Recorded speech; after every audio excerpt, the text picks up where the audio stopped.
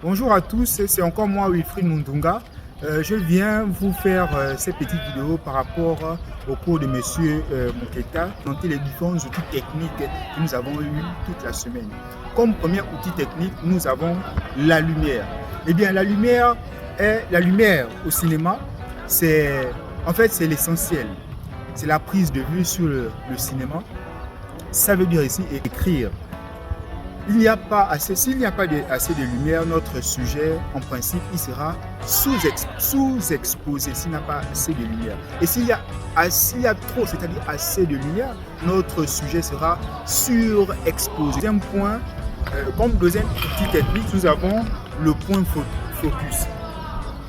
Le point focus peut être aussi appelé netteté. Il désigne les caractères nets de l'image. Il sonne avec la lumière et les points peuvent être automatiques, c'est-à-dire quand on pointe une caméra, ça peut être automatique ou bien automatisé si on peut le dire. Le troisième point, nous avons les angles de prise de vue. Premier outil technique, nous avons l'angle dit en plongée. La caméra est placée au-dessus de notre sujet.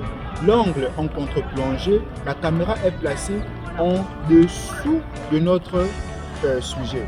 Et l'angle dit, on va dire, à hauteur du sujet, la caméra est placée, on va dire, à la hauteur des yeux de notre sujet.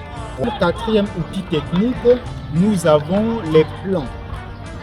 Parmi ces plans, il y en a plusieurs, mais on va citer certains, à savoir le plan, le très gros plan, le plan, on va dire le plan rapproché poitrine, le plan rapproché taille, le plan américain, le plan général. Comme outil technique, nous avons les mouvements de caméra. Il y en a deux, à savoir le travelling et le panoramique. Le mouvement de caméra panoramique consiste à prendre sa caméra et aller de la gauche et aller vers la droite. C'est ce qu'on appelle le mouvement panoramique. Ensuite, le mouvement travelling, ça veut dire, bon, on prend sa caméra, on peut avancer en suivant son sujet ou encore on peut reculer.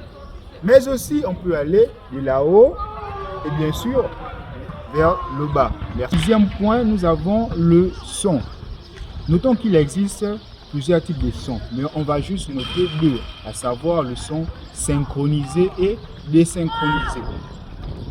Et notons également que le son est important dans la prise des vidéos car il permet bien sûr de gérer les textes. Il existe plusieurs écoles pour faire le commentaire, c'est-à-dire plusieurs manières de faire, on va dire, des prises de son.